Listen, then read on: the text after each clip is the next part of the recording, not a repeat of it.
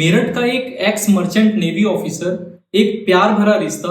उसके बाद फिर एक ऐसी साजिश जो कि पूरे इंसानियत को शर्मिंदा कर दे।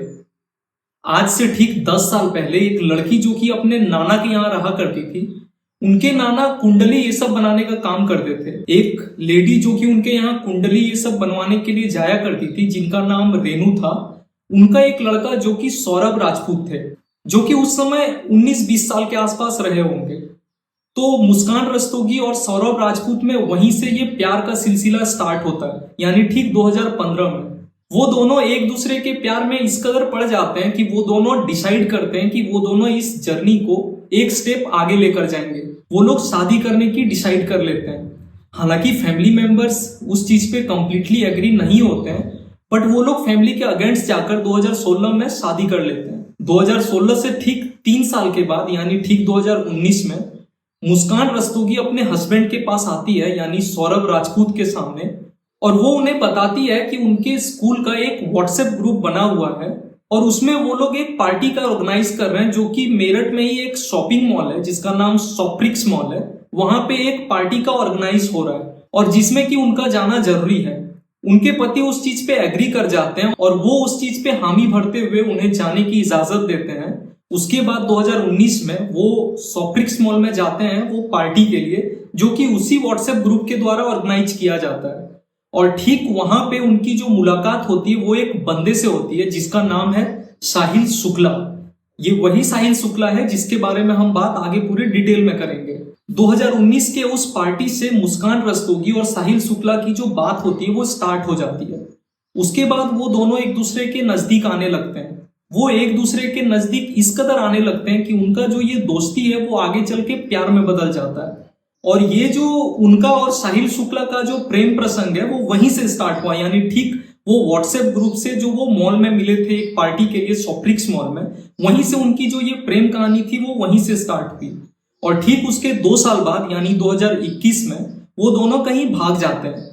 ऐसे कुछ रिपोर्ट्स की माने तो वो 5 दिन के लिए गायब थे और कुछ रिपोर्ट्स की माने तो वो लोग 11 दिन के लिए गायब थे। उसके बाद पुलिस के द्वारा वो लोग पकड़े जाते हैं गुड़गांव में, जो कि मेरठ से बहुत ज्यादा दूर नहीं है, वो भी दिल्ली एनसीआर में ही आता है। उसके बाद सौरभ राजपूत तलाक के लिए अर्जी डाल देते हैं। उस टाइम पे चूंकि उनकी बेटी की उम्र 2-2.5 साल के आसपास हो रही थी, तो किसी तरह से मुस्कान अपने हस्बैंड को यानी सौरभ राजपूत को मनाने में सफल होती है। किसी तरह से फेक प्रॉमिस करके या फिर झूठे वादे करके किसी तरह से अगड़म तिगड़म लगा के वो उनको मना लेती है और वो अपनी जो तलाक की अर्जी जो उन्होंने कोर्ट में डाली थी वो उसे वापस ले लेते हैं। और वहां से है जो ये स्टोरी है काफी नेगेटिव टर्न लेता है। हालांकि ये जो सौरभ राजपूत थे वो एक्स मर्चेंट नेवी ऑफिसर थे। इस चीज की कहीं पे पुष्टि नहीं की गई है कि वो कितने ड्यूरेशन के लिए थे इस जॉब में, लेकिन ये चीज कंफर्म है कि वो इंडियन नेवी में जॉब करते थे। उसके बाद हम 2 साल आगे जाते हैं, यानी ठीक 2023 में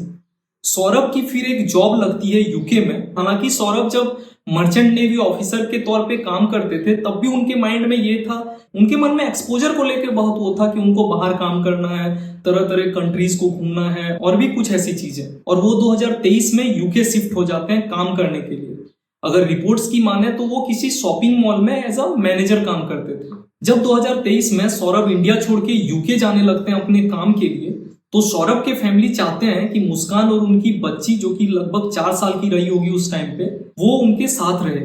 लेकिन मुस्कान को फ्रीडम पसंद था, मुस्कान को रेस्ट्रिक्शन बिल्कुल पसंद नहीं था, तो वो बिल्कुल डिनाई कर देती है उस चीज की वजह से। और वो और उनकी बच्ची फिर अकेली रहती है सौरभ के बिना इंडिया में दूसरे फ्लैट में, और उनके फैमिली के भी साथ वो नहीं रहते हैं। और वही एक मोमेंट था जहां की मुस्कान रस्तोगी और साहिल शुक्ला के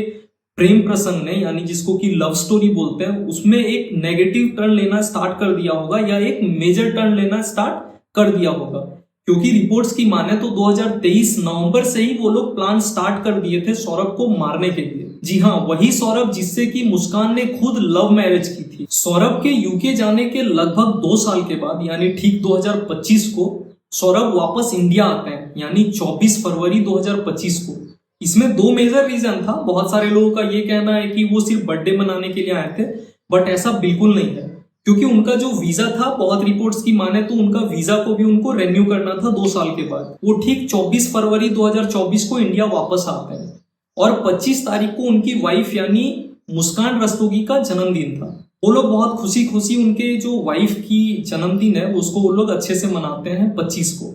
और ध्यान देने वाली बात यह है कि उनका जो कोशिश थी यानी मुस्कान रस्तोगी और साहिल शुक्ला, उनका जो प्लानिंग था उनको मारने की यानी सौरभ राजपूत को, वो उसी समय से कहीं ना कहीं स्टार्ट थी। और एक ध्यान देने वाली बात यह है, साहिल शुक्ला की माँ थी जो कि लगभग 17-18 साल पहले ही गुजर गई थी, मुस्कान रस्तोगी थी, वो स्नैपचैट पे 3 फेक आईडी बनाई थी। एक साहिल की मम्मी का, एक साहिल के भाई का और एक साहिल के बहन का। और वो लोग नशे और ड्रग्स के इस तरह आदी थे कि साहिल को लगता था कि जो मुस्कान उस फेक आईडी से साहिल से बात कर रही है स्नैपचैट से, साहिल को लगता था कि ये कोई आत्मा है या कोई ऐसा एनर्जी है, कोई ऐसा जादुई शक्ति है जो स्नैपचैट के थ्रू उनसे बात करते हैं और वो उनकी मम्मी ही है। हालांकि वो और कोई नहीं, ये मुस्कान ही थी। और मुस्कान उस फेक आईडी से साहिल को ये बोलती थी कि तुम दोनों को साथ रहना है, तुम दोनों को आजादी से रहना है, तुम दोनों को खुशी खुशी अच्छे से रहना है, और तुम दोनों के रास्ते का जो कांटा है या फिर तुम दोनों का जो ऑब्स्टेकल है तुम्हारे बीच का, वो और कोई नहीं सिर्फ सौरभ है, और तुम्हें ये सौरभ को मारना है। वो स्नैपचैट से अपने मम्मी के आईडी से उनको बोलती थी। और वो नशे की हालत में वो लोग इतना आदी थे, ड्रग्स, गांजा और भी कई नशीले पदार्थ के वो लोग आदी थे और बहुत ज्यादा एडिक्टेड थे। और कहीं ना कहीं सौरभ को ऐसा लगता भी था कि उनको ये ऊपर से बोला जा रहा है, उनको उनके मम्मी के द्वारा बोला जा रहा है कि सौरभ को उनको मारना होगा। और उनकी जो कोशिश थी वो कहीं ना कहीं जब से सौरभ इंडिया वापस आए थे यूके से, तब से स्टार्ट थी, यानी आफ्टर 28 फरवरी की रात, यानी जब उनकी बेटी का जन्मदिन होता है, तब भी उन्होंने कोशिश किया था उनको मारने का, उन्होंने यानी मुस्कान रस्तोगी ने। और उस समय एक ध्यान देने वाली बात यह है कि रिपोर्ट्स की अगर हम माने तो जो डॉक्टर ने उन्हें प्रिस्क्राइब किया था वो नींद की गोली, वो लिखे ही नहीं थे। जब डॉक्टर से जाके ये स्टेटमेंट लिया गया पुलिस के द्वारा, तो डॉक्टर का ये कहना था कि मैंने बस कुछ दवाइयां प्रिस्क्राइब की थी उनको, यानी मुस्कान रस्तोगी को, और वो भी इसलिए क्योंकि वो मेरे पास आई थी और वो ये कह रही थी कि उनको डिप्रेशन के वजह से या किसी मेंटल इशू की वजह से उनको नींद नहीं आती है, वो बहुत विचलित सा महसूस करते हैं, तो उसके वजह से मैंने कुछ दवाइयां प्रिस्क्राइब की थी। बट मैंने ये नींद की गोली या फिर कोई ऐसा इंजेक्शन जिसके वजह से ये सब हुआ है, वो मैंने प्रिस्क्राइब नहीं किया था। और जब इस चीज के पीछे छानबीन हुई तो ये पाया गया कि मुस्कान रस्तोगी गूगल में सर्च करके, यानी इंटरनेट पे सर्च करके, वो खुद से वो दवा का नाम लिखी थी किसी आधे टेढ़े अक्षरों से, और वो उसी प्रिस्क्रिप्शन से जाके किसी मेडिकल स्टोर में वो नींद की गोलियां ले लेते हैं और ऐसी कुछ दवाइयां जिससे कि बॉडी हमारा इस कदर अनकॉन्शियस हो जाए कि वो किसी चीजों पे रिएक्ट ना कर सके। और 28 तारीख को रात में उन्होंने खाने में वो दवाइयां मिला दी। लेकिन उस समय सौरभ सिर्फ गहरी नींद में चले गए थे, उनका जो कॉन्शियसनेस था वो बिल्कुल वो खोए नहीं थे, वो कहीं ना कहीं पूरे कॉन्शियस थे। और इस वजह से उनका जो प्लान था जो कि 28 फरवरी की रात को था, वो बिल्कुल फेल हो गया। 28 फरवरी से सिर्फ 2 दिन के बाद यानी 3 मार्च की रात को सौरभ अपने घर जाते हैं और वहां अपने मम्मी के द्वारा दिए गए खाने को वो पैक करवा के अपने घर पे लाते हैं और अपने वाइफ यानी मुस्कान को बोलते हैं कि इस खाने को गर्म कर दो, ये हम सारे लोग मिलकर खाएंगे।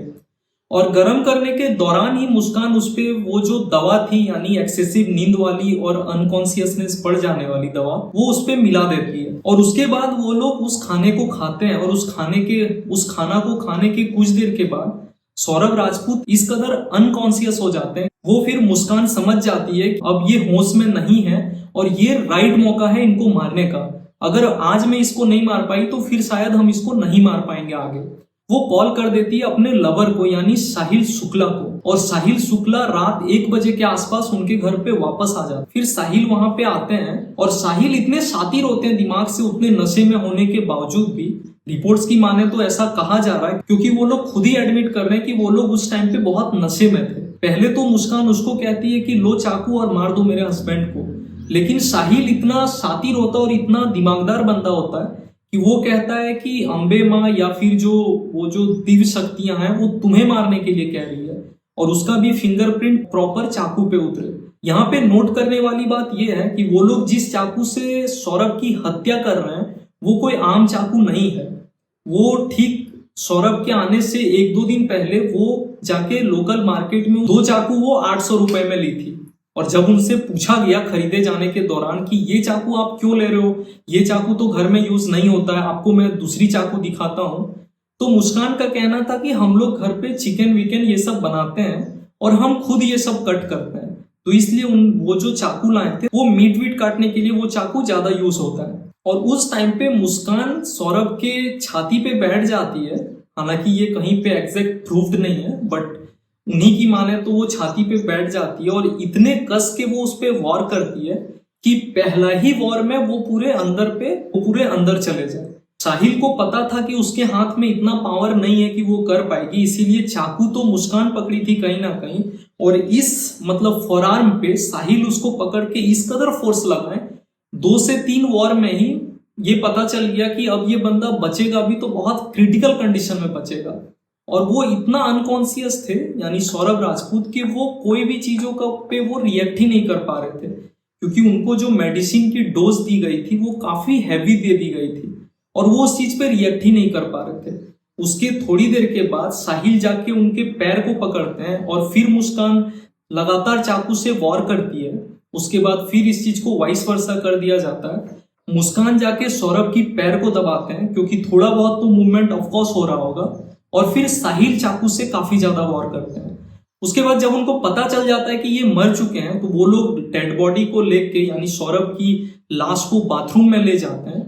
और साहिल शुक्ला के द्वारा उनके सर को बिल्कुल धड़ से अलग कर दिया जाता है और उनके दोनों हाथ को, और उसी टाइम पे दोनों हाथ को और सौरभ के कटे हुए सर को एक बैग में पैक किया जाता है और बाकी जो डेड बॉडी थी वो वॉशरूम में ही छोड़ दिया जाता है उन्हीं के घर पे, ताकि खून वून जितना भी है वो निकल जाए और वो लोग आके बाद में उसको फिर कट वट करें और कुछ वो करें। बट उनका जो पहला मोटिव था वो ये था कि उनके सर को और उनके हाथ को पहले ठिकाने पे लगाना, और वो लोग बैग पैक करते हैं और वो लोग उसी समय रात को सौरभ के सर और उनके दोनों हाथ को एक बैग में पैक किए हुए उनके घर से निकल जाते हैं और वो लोग साहिल के घर पे जाते हैं। उनको वैसा मौका नहीं मिलता है कहीं पे फेंकने का या उस चीज को ठिकाने लगाने का, तो वो लोग कहीं पे फेंकते नहीं है और उस बैग को लेके वो लोग साहिल के घर पे चले जाते हैं और वहीं पे वो लोग पूरा रात स्पेंड करते हैं साथ में और वो बैग वहीं पे रहता है। उसके बाद ठीक 4 तारीख की सुबह 10-11 बजे के आसपास मुस्कान अकेले शॉप पर जाती है, नियरेस्ट शॉप पे, और वो जाके एक ड्रम खरीदती है जिसका की कैपेसिटी लगभग 220 लीटर के आसपास था। और जब वहां पे पूछा जाता है कि आप क्या यूज करोगे तो वो कहती है कि मैं गेहूं रखूंगी। हालांकि शॉपकीपर ये भी बोलता है कि मैम अभी तो गेहूं का सीजन नहीं है। बिना किसी सवाल जवाब किए वो ड्रम लेके घर वापस आ जाती है। उसके बाद जाके फिर वो सीमेंट ये सब लाती है और अपने घर पे वापस आ जाती है। 14 से 15 टुकड़ों में लाश को काटा गया। उसके बाद वो लोग उस ड्रम में उसको भर देते हैं और सीमेंट को गीला करके उस पर डाल देते हैं। और ये आइडिया जब उनसे पूछा गया कि उनको ऐसा आइडिया आया कहां से, तो उन्हीं के स्टेटमेंट की अगर माने तो उनका कहना था कि ये आइडिया उनको एक साउथ मूवी के द्वारा मिला था, क्योंकि वहां पे जो विलन था वो क्या करता था, लोगों को काट के दीवार में चुनवा देता था और उसी पे घर बनवा देता था, तो लोगों को पता नहीं चलता था और बाद में उतना स्मेल नहीं आता था जितना कि एक डेड बॉडी का इन जनरल आता है। उसके बाद वो लोग डेड बॉडी के कटे हुए पीसेस को उस ड्रम में भरते हैं और उसको फिर सीमेंट और डस्ट जो कि मुस्कान मार्केट से जाके लाई थी उसको दे के उसको टाइटली पैक करके ढक्कन को लगा देते हैं। एक ध्यान देने वाली बात यह है कि सौरभ के आने के कुछ दिन पहले मुस्कान ने 10 किलो से ज्यादा ब्लीचिंग पाउडर ऑर्डर किए थे और वो शायद इसीलिए की होगी क्योंकि उनको पता था, उनका जो पहले प्लान था वो ये था कि हम लाश को कई टुकड़ों में बांट के अलग अलग जगहों में फेंक देंगे और हम नहीं पकड़े जाएंगे। लेकिन सर्कमस्टांसेस को देखते हुए उनको अपने प्लान में चेंज करना पड़ा और उस वजह से फिर वो लोग ये सीमेंट वाला बुद्धि अपनाते हैं और वो लोग पैक करके 4 तारीख की शाम को ही फिर हिमाचल निकल जाते हैं। जो हस्बैंड की डेड बॉडी है वो वहीं घर पे ही पड़ी हुई है और वो फिर हिमाचल निकल जाते हैं और ठीक उसी पैसे से जो कि सौरभ ने घर आने के बाद मुस्कान को दिया था, यानी 1 लाख रुपए के आसपास सौरभ ने मुस्कान को दिया था दूसरे चीजों के एक्सपेंसेस के लिए, और उसी पैसे से वो लोग हिमाचल निकल जाते हैं 4 तारीख के ही शाम को। उसके बाद वो लोग जाके वहां पे टाइम स्पेंड करते हैं और यहाँ पे ध्यान देने वाली बात यह है कि अभी भी सौरभ के फैमिली को लग रहा है कि सौरभ अभी भी जिंदा है, सब कुछ नॉर्मल चल रहा है। लेकिन सौरभ वहां जाने के बाद भी इनके साथ एक बार भी बात नहीं कर रहे हैं। वहां पे उनके फोन से मैसेज का तो रिप्लाई मुस्कान कर दे रही थी सौरभ के ही फोन से, लेकिन एक बार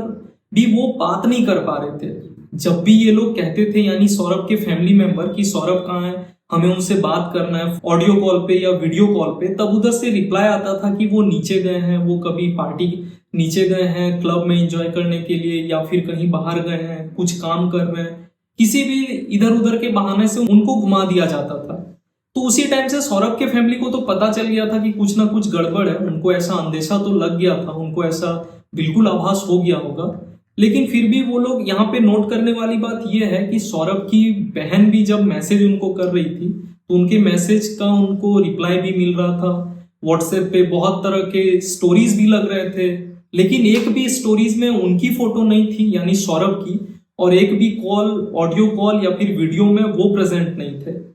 कुछ स्क्रीनशॉट्स मैं स्क्रीन पे अटैच कर दे रहा हूँ, रेफरेंस के लिए आप देख सकते हो कि कैसी कैसी बात की गई थी होली के दौरान, जो कि 13-14 के आसपास थी। और वो लोग इंजॉय कर रहे हैं, डेड बॉडी यहाँ घर पे पड़ा हुआ है। और पैसा खत्म होने के बाद यानी ठीक 10-11 दिन के बाद यानी 17 तारीख की रात वो लोग वापस मेरठ आ जाते हैं। उसके बाद 17 तारीख की रात को वो घर कॉल करती है और अपना रोना धोना स्टार्ट करती है, यानी मुस्कान अपने मम्मी पापा के सामने, और कहने लगती है कि सौरभ को सौरभ के घर वाले मार दिए, और भी इधर उधर की बातें वो करने लगती है। तो मुस्कान के फैमिली वाले उनको अगले दिन वापस घर बुला लेते हैं और उनको सब कुछ सच सच पूछते हैं कि क्या है, कैसा नहीं है, हमें सब कुछ डिटेल में बताओ। उनके पापा उनको बोलते हैं कि बेटा तुम जो भी करो हम हमेशा तुम्हारे ही साथ रहेंगे, तुम हमें ट्रस्ट करके देखो और सब कुछ सही से एक्सप्लेन करो। अगर कुछ रिपोर्ट्स की हम माने तो कहा जा रहा है कि मुस्कान ने खुद एक्सेप्ट कर लिया था पुलिस के डराने धमकाने के बाद, जब उसके बाद वो लोग पुलिस के पास जाते हैं और वो सारी चीज को एक्सेप्ट करते हैं। और कुछ रिपोर्ट्स की अगर हम माने तो मकान मालिक आए थे, मकान मालिक रूम को खाली करने के लिए बोलते हैं, क्योंकि मकान मालिक भी ये जो मुस्कान रस्तोगी की जो प्रेम प्रसंग थी उससे मकान मालिक भी कहीं ना कहीं काफी डायरेक्टली इनडायरेक्टली इरिटेट हो रहे थे। तो कुछ रिपोर्ट्स की माने तो ऐसा कहा जा रहा है कि जब मकान मालिक ने रूम खाली करने के लिए बोल दिया, उसके बाद जब वो वर्कर लोग जो लोग शिफ्ट कर रहे थे वो जाके उस ड्रम को उठाते हैं तो उस ड्रम में पता चलता है, अगर एक हम तीसरे रिपोर्ट की माने तो उसपे ये पता चल रहा है कि जो उनकी बच्ची थी वो कह रही थी कि पापा मेरे ड्रम के अंदर हैं, पापा वहां पे हैं, और बहुत रो रही थी, उससे पता चला। इस चीज का अभी तक कोई भी क्लैरिफिकेशन 100% नहीं आया कि कैसे पता चला, बट अभी तक मोटे मोटे तौर पे यही माना जा रहा है कि मुस्कान ने खुद एक्सेप्ट किया। जब उनके मम्मी पापा उनको पुलिस स्टेशन लेके गए तो उन्होंने वहीं पे एक्सेप्ट किया पुलिस के बहुत डराने धमकाने के बाद कि ऐसी ऐसी बात थी। तो ये चीज तो सुनकर पुलिस को ये चीज हजम नहीं होती है, पुलिस भी इस चीज को एक्सेप्ट नहीं कर पाते हैं, और वो फिर उनके घर पे जाते हैं, उनके फ्लैट पे, और वहां जाके जब वो खोलते हैं ड्रम को, वो काटते हैं, उसके बाद देखते हैं कि सच में इसमें डेड बॉडी पड़ी रहती है। उसके बाद पोस्टमार्टम के बाद ये आता है कि वाकई इसकी जो हत्या हुई थी, जो मर्डर है वो, हालांकि मोटे मोटे तौर पे अभी यही माना जा रहा है कि मुस्कान ने खुद एक्सेप्ट किया था पुलिस स्टेशन में, जब पुलिस ने बहुत प्रेशराइज किया और बहुत उन्होंने डराया धमकाया मुस्कान को तरह तरह की चीजें को बोलकर, तो वो खुद एक्सेप्ट करती है और वो पुलिस को अपने घर पे लेके जाती है और इन सारे कारनामों को वो कैसे अंजाम देती है ये उसको डिटेल में बताती है पुलिस को कि ऐसे ऐसे हम लोग ऐसे किए थे। उसके बाद ये दोनों सीधे अरेस्ट हो जाते हैं। अब यहाँ पे क्वेश्चन ये आता है कि जिस क्रूरता के साथ उनकी हत्या की गई थी, या जिस तरह से एक वाइफ अपने ही हस्बैंड को मार देती है अपने लवर के साथ या अपने किसी दोस्त के साथ, मे बी ये नशे की हालत में हो या किसी भी ड्रग एडिक्ट की वजह से या फिर XYZ किसी भी रीजन से, उनको ये जरा सा भी कैसे आभास होगा कि जिस लड़की की वजह से वो अपने फैमिली तक को छोड़ दे रहे हैं, या जिस लड़की की वजह से वो अपने फैमिली तक को त्याग कर दे रहे हैं, वही लड़की उनकी मौत का कारण बनेगी। कारण तो दूर की बात, वही लड़की अपने हाथों उसको मौत के घाट उतार देगी।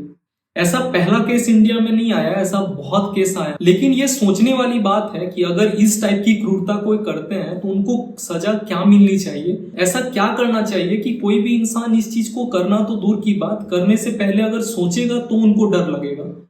क्योंकि सोचने वाली बात यह है कि उस बहन का क्या कसूर होगा जिन्होंने अपने भाई को खो दिया एक झटके में, उस माँ बाप का क्या कसूर होगा जिन्होंने अपने बच्चे को खो दिया एक झटके में, उस बच्ची का क्या कसूर होगा जिसने अपने पापा को खो दिया एक झटके में। अब सोचने वाली बात यह है कि ये लोग अभी जेल जाएंगे, ये लोग कुछ दिन के लिए जेल पे रहेंगे। अगर ये पहुंच वाले हैं, अगर ये पैसे वाले हैं, तो हम सबको पता है एक बिटर ट्रूथ कि इनका जेल में भी लाइफ थोड़ा अच्छा होता है, जेल में भी लाइफ थोड़ा बेटर ही होता है। लेकिन सोचने वाली बात यह है कि उनका जो वेल विशर है यानी सौरभ राजपूत का, उनके लिए तो ये दुनिया भी एक जेल से बदतर बन जाती है। यानी जो लोग क्राइम करके अंदर जाते हैं वो लोग के लिए जेल एक आम दुनिया बन जाती है, और जो लोग कुछ नहीं किए रहते हैं, जो लोग सीधे साधे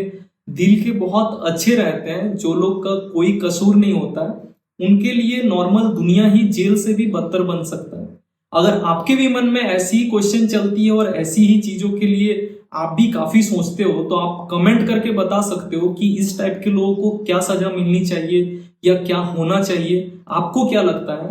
अगर आपको हमारा कंटेंट पसंद आ रहा है और आप चाहते हो कि हम आगे भी ऐसी कंटेंट बनाते रहें, तो आप इस चैनल को सब्सक्राइब कर सकते हो, हमारे वीडियो को लाइक कर सकते हो, इस वीडियो को आप ज्यादा से ज्यादा शेयर कर सकते हो ताकि मेरी बात और भी लोगों तक पहुंचे, या फिर जो चीज आप सोच रहे हो अगर मैं वैसी ही बातें कर रहा हूं तो ये चीज और लोगों तक पहुंचे।